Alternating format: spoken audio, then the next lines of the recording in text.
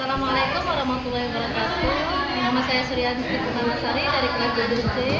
Saya akan menjelaskan tentang cara pembuatan mesin hidrolik sederhana dari barang-barang yang mudah dipakai. Yang pertama ini ada tip X. Suntikan ini bisa dibeli di apotik ya. Dan selang infusnya. Ini ada kardus bekas, tali, menggunakan lem tembak. Baik. Ya, perhatikan bagaimana cara kerja mesin sederhana hidrolik. Oke, pertama kita taruhkan benda yang berat supaya kita bisa melihat reaksinya ya. Ini suntikan sudah diisi air supaya dia bisa memompa ke dalam sehingga dia bisa naik ke atas. Oke, perhatikan cara kerjanya. Ketika kita tarik, kita sedot dia. Maka bendanya akan bisa naik ke atas. Oke.